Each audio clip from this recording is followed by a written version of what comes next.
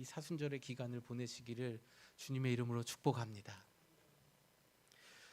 오늘은 생명의 빛 예수라는 제목을 가지고 하나님 말씀 선포하도록 하겠습니다.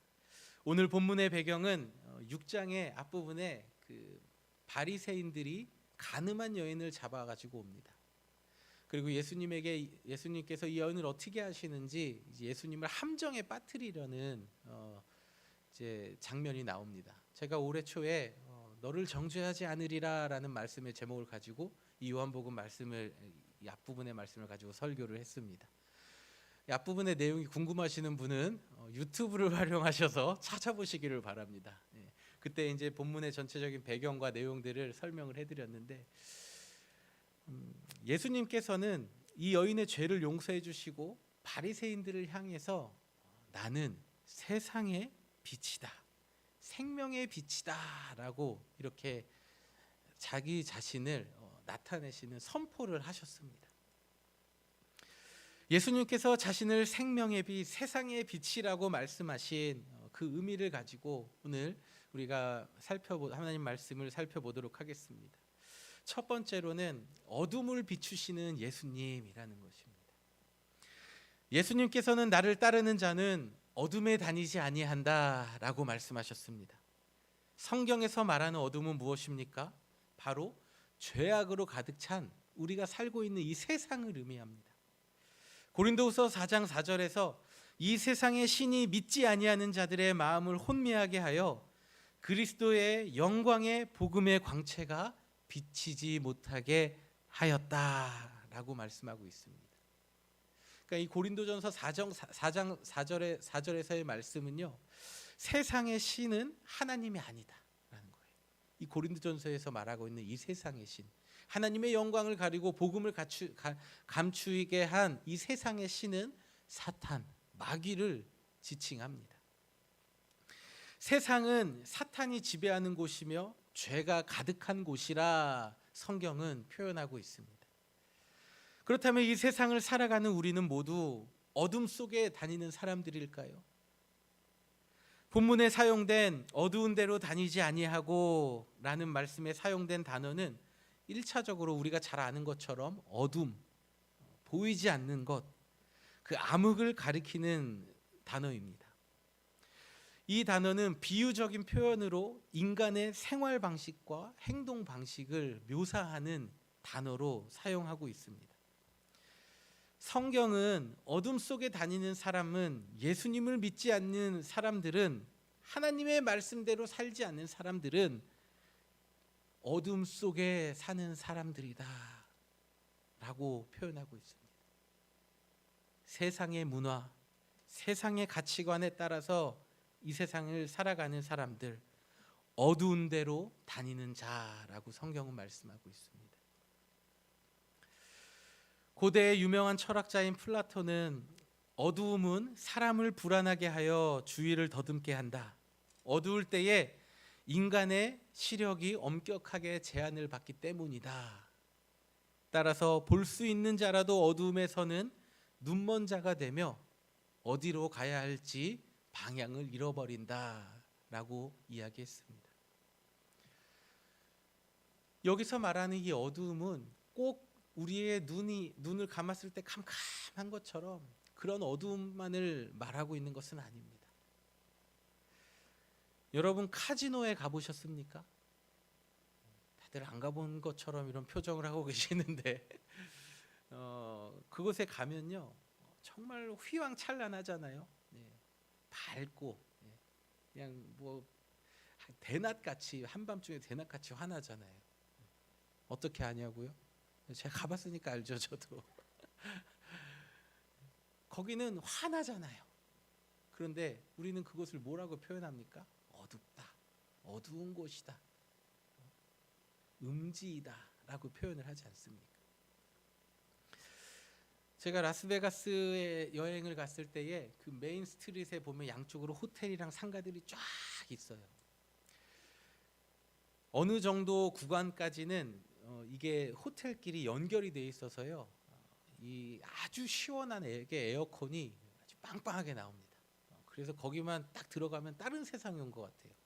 이 베가스가 굉장히 덥지 않습니까? 그래서 저희 어린 아이들을 데리고 이제 거기를 메인 스트릿을 걸어가는 게 너무 힘들어서 안 되겠다, 호텔로 들어가서 시원하게 가야 되겠다 하면서 거길로 딱 들어갔는데 1층부터 그냥 카지노예요, 카지노.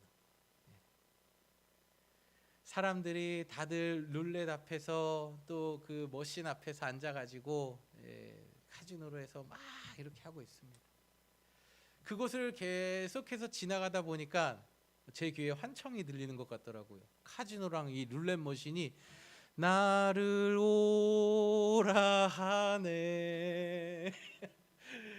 예수님이 나를 오라 하는 게 아니라 이 머신들에게 자꾸만 이렇게 눈이 가고, 저 사람은 얼마를 베팅하나 이런 걸 그 지나가면서 그거를 막 이렇게 보고 있더라고요. 유모차 끌고 가면서. 그 자꾸만 신경이 그쪽으로 쏠리면서 한번 해볼까? 한번 막 하다가 아이들이 안전장치가 되어서 하지 않고 무사히 패스를 했습니다. 그 안에 들어가면요, 밤인지 낮인지 알 수 없을 정도로 새로운 세상이 펼쳐집니다. 환해요. 어둠이 아니에요. 정말 밝아요. 그런데 사람들은 이 베가스를 뭐라고 합니까? 신시티라고 하잖아요. 신시티, 죄의 도시, 어둠의 도시라고 하지 않습니까? 죄와 향락이 가득하고 유혹이 가득한 그곳, 이 어둠이 아닙니까? 어둠의 도시. 어둠의 대표적인 특징은 무엇입니까? 여러분, 볼 수가 없어요. 어둠은요, 눈을 가리웁니다. 장님이 돼요. 블라인드 되는 겁니다. 하나님을 바라보아야 할 우리의 눈을 현혹하고 우리의 영혼이 주님을 바라보지 못하게 하는 것, 그것이 바로 어둠입니다.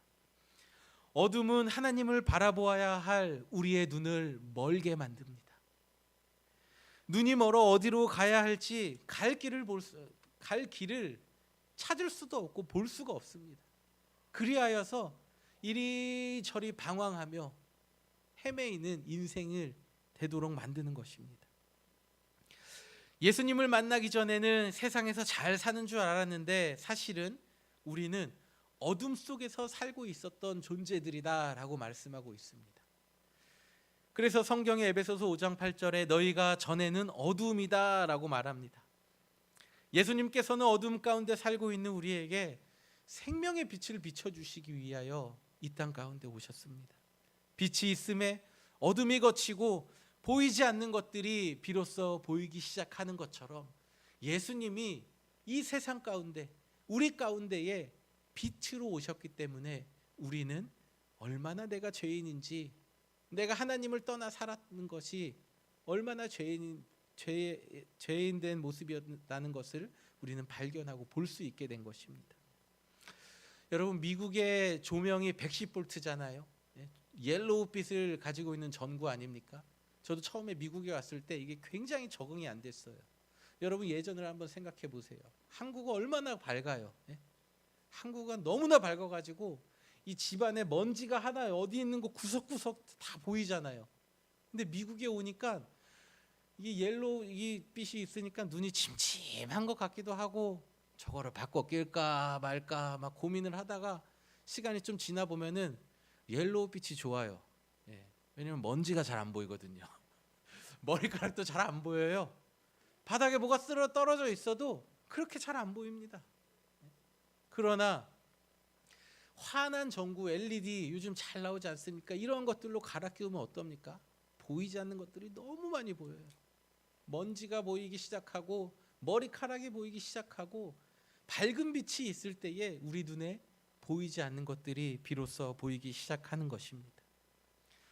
예수님께서 우리 마음 가운데에 하나님의 말씀으로 우리의 마음을 비추어 주실 때에 그 밝은 빛이 우리 가운데에 우리의 죄악된 모습들을 바라보게 하시고, 내가 얼마나 어둠 가운데 살았는지, 내가 얼마나 잘못된 길을 가고 있었는지 그것을 비로소 볼 수 있게 해주신다는 것입니다. 하나님 말씀의 능력은 무엇입니까? 어둠 속에서 살아가는 우리의 삶을, 어둠을 향하여 있었던 우리의 삶을 바로 볼 수 있도록 우리의 눈을 밝게 해주시고, 다시금 하나님을 바라볼 수 있도록 우리를 변화시킨다는 것입니다. 사랑하는 성도 여러분, 여러분의 마음에는 이 옐로우빛의 전구가 끼워져 있습니까?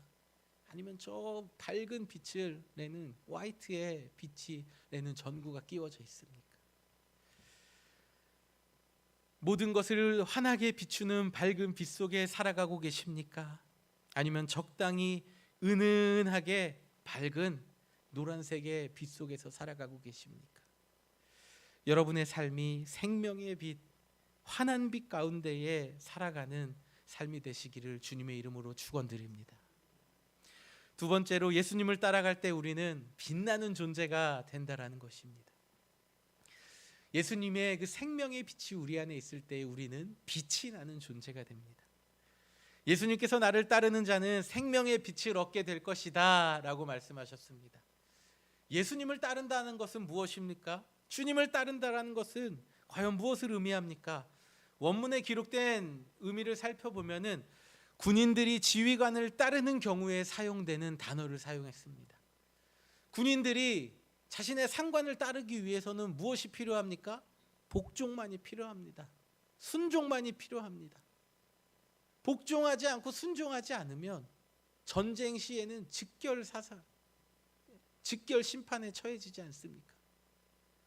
군인들에게 필요한 것은 오직 명령에 대한 복종과 순종밖에 없습니다.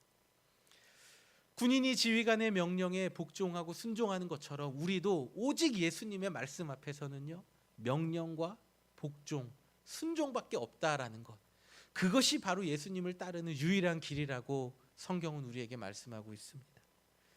우리가 예수님의 말씀을 순종하고 그 말씀을 따라갈 때에 우리에는 생명의 빛을 얻게 된다라고 말씀하고 계십니다. 언젠가부터 한국에 그 미세먼지라는 게 굉장히 사회적인 큰 문제로 이슈가 된 적이 있습니다. 지금도 계속해서 이어지고 있는데, 그래서 공기청정기 없는 집이 없고요. 공기청정기는 없더라도 뭐 공기를 정화하는 식물 한두 가지 정도는 모든 집집마다 다 걸어놓고 그렇게 살아가고 있습니다. 또 하나님께서 저에게 좀 그 예민한 몸을 주셨잖아요. 예, 이 계절을 참 이 몸으로 느끼고 있지 않습니까? 그런 상황에서 요즘 송화가루랑 이제 환절기 이 일교차 때문에 제가 엄청 고난 중에 있는데, 지난주 새벽 예배 때 제가 재채기할 때 웃으셨던 분들 회개하시길 바랍니다. 제가 참 저도 그 상황이 참 웃기더라고요. 그래서 제 아내 보면서 이거 제 아내 분명히 웃고 있을 거다 하고 이제 생각이 들었어요, 정말로. 그래서 물도 안 갖다 준다고 해서 물 갖다 줬잖아요, 나중에. 그리고 예배 끝나고 이제 얘기하는데 진짜 웃었더라고요. 이게 지금 제가요 아주 충만해요. 지금 이 하나님의 영이 지금 이 성령이 충만해서 여러분 기도 덕분에, 그러니까 이럴 때 빨리 지금 대신방을 받으셔야 됩니다, 여러분. 그래서 제 아내가 그날 저한테 회개했잖아요. 웃었다고, 미안하다고. 그래서 제가 한국에 있을 때도 그 저희 집에 공기청정기도 있었고요.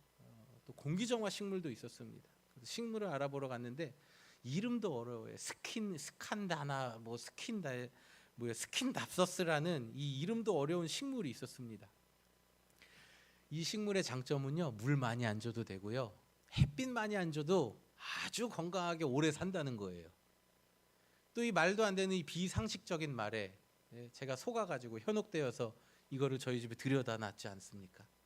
딱 들여다 놨는데 한 달여쯤 지나니까 이 초록색이었던 이파리가 갈색으로 변하는 거예요. 그래서 제가 아내한테 봐라. 집안의 공기가 얼마나 안 좋으면 지금 이 초록색이 갈색으로 변하노. 이거 지금 더 사야 된다 우리. 제가 이렇게 믿음의 고백을 했습니다. 그런데 제가 잘못된 착각을 했다라는 것을 깨닫기까지는 그리 오랜 시간이 걸리지 않았어요. 얘가 죽어버린 거예요. 햇볕을 못 보니까.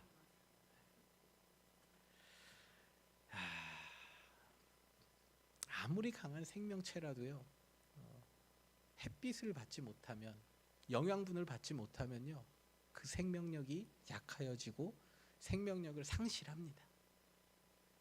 우리가 이 세상을 살아갈 때 정말로 강하고 나는 스스로도 살아갈 수 있을 것 같은 그런 강한 마음을 가지고 살아갔지만 우리의 영을 살리고 우리를 살아가게 하는 그 생명의 빛을 받지 못하면요, 우리의 생명력은요 점점 시들어져 갑니다. 빛은 사람이나 식물이 자라는데 빠질 수 없는 필수적인 요소입니다. 식물이든 사람이든 빛을 받지 못하면 서서히 죽어갑니다. 빛은 생명입니다. 우리는 어떻게 하면 이 생명의 빛을 얻을 수 있습니까? 주님의 말씀과 가르침을 따르고 예수님의 명령에 완전히 복종하고 순종하는 사람이 생명의 빛을 얻을 수 있다고 성경은 우리에게 말씀하고 있습니다. 예수님을 따라한다는 것은 예수님과 함께 한다는 것입니다. 예수님이 나의 삶의 동반자가 되어주실 때 우리는 어둠 속에서 벗어나 생명의 빛 가운데에 살아갈 수 있는 것입니다. 예수님을 따르는 사람들은 세상의 문화와 세상의 가치관을 따라 살지 않습니다. 예수님을 따르는 사람들은 생명의 빛이 되시는 하나님의 말씀을 따라가 살아가는 자들입니다. 예수님을 따라갈 때에 우리 안에 빛이 있고 우리는 생명력을 가진 존재가 되어서 우리는 빛이 나는 존재가 되는 것입니다. 우리가 아는 것처럼 태양은 그 스스로가 빛을 내는 발광체입니다.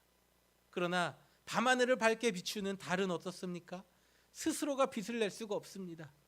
태양의 빛을 받아서 이 지구의 어두운 밤하늘을 비추는 반사체일 뿐입니다. 이 세상을 살아가는 우리는 스스로 빛을 낼 수 있는 존재가 아닙니다. 하나님의 그 밝은 빛, 예수 그리스도의 빛을 우리가 받아서 우리가 빛을 받을 때에 우리는 비로소 빛나는 존재라는 것을 기억하시길 바랍니다. 달이 태양으로부터 나오는 빛을 받아 그 밤하늘을 비추는 것처럼 빛이신 예수님께서 여러분 안에 계심으로써 여러분의 삶이 달과 같이 밝게 빛나 이 어두운 세상을 비추는 밝은 빛을 내는 삶을 살아가시기를 주님의 이름으로 축원드립니다. 말씀의 결론을 맺겠습니다.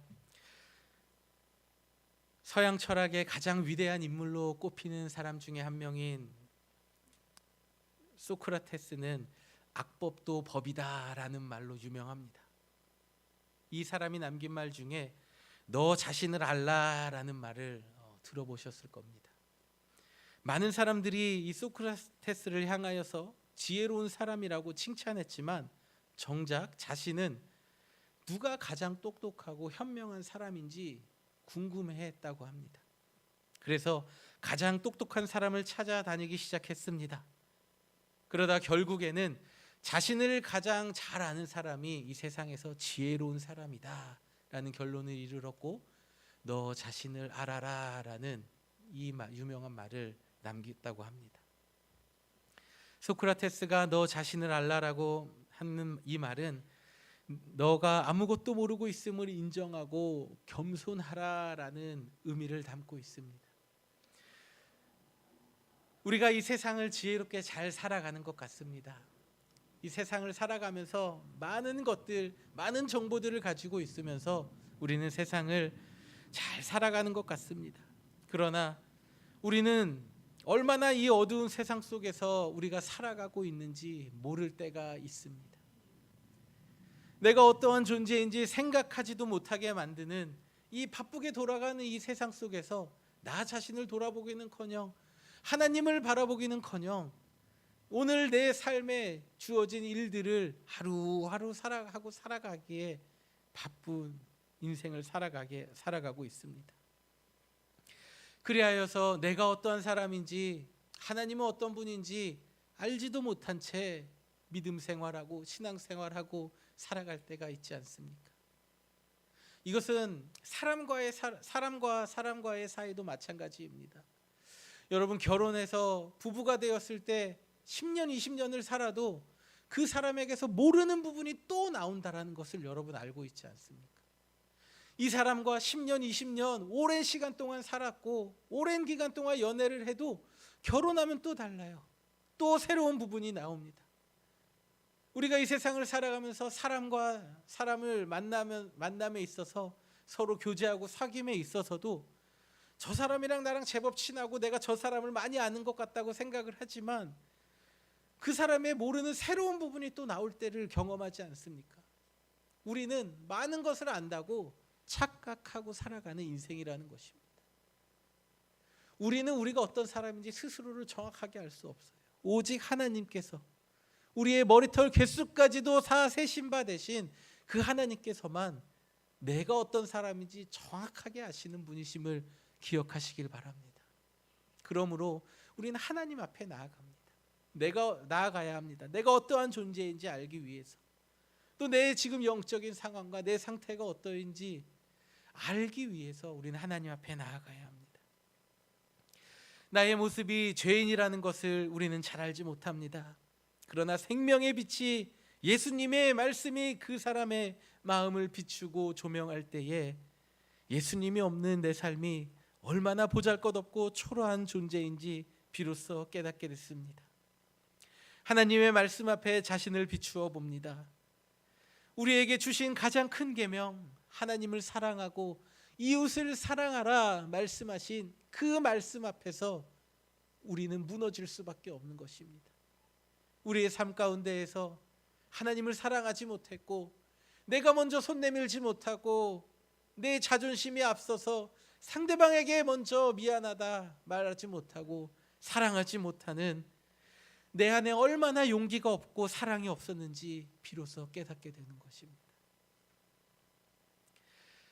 사랑하는 성도 여러분, 하나님을 믿는 여러분의 삶, 우리의 삶이 하나님 말씀 앞에 우리의 모습을 비춰보며 우리의 부족함을 고백하며 하나님께서 우리의 부족함을 채워주시기를 날마다 간구하며 살아가시는 삶을 살아가시길 축복합니다.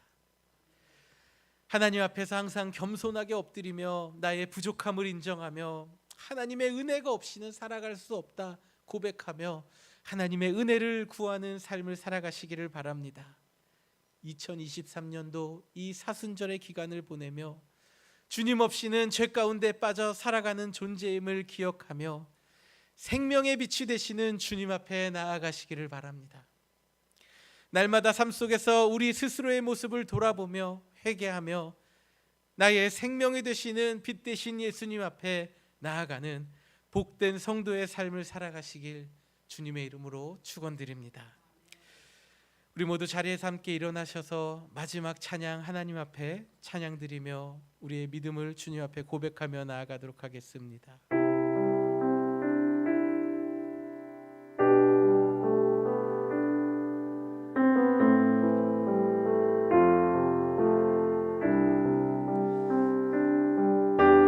나를 따르는 자는 어둠 속에 걷지 않는다, 생명의 빛 가운데 걸어갈 것이다 말씀하신 주님을 우리 함께 찬양합시다. 빛 되신 주여 날 붙드사 날마다 주께로 더 가까이 저 하늘 나라 나 올라가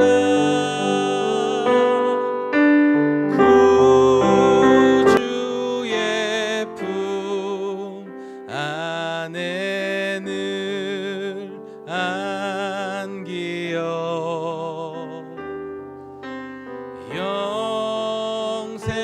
영생의 복 받기 원합니다. 간악한 마귀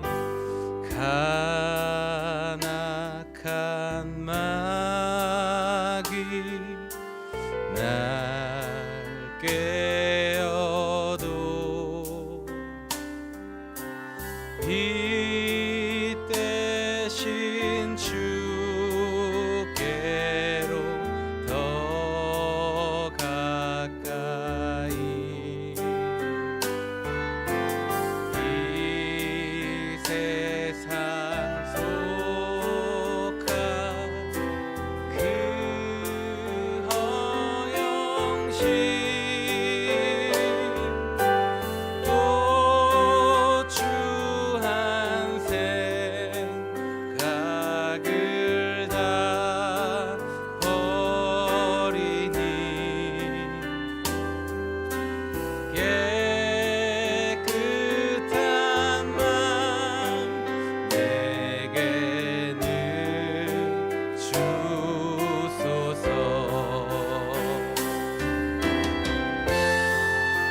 우리에게 생명의 빛이 되어 주시는 주님, 생명의 밝은 빛을 비추어 주시는 주님을 찬양합니다. 이 세상 내가 살 동안에, 이 세상 내가 살 동안에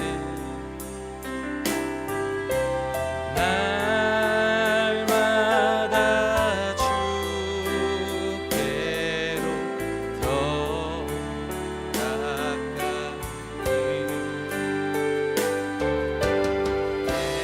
내 죄를 주께 다 고하니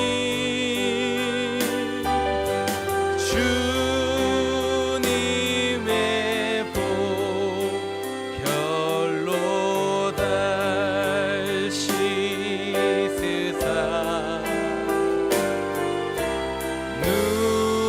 눈보다 더 희게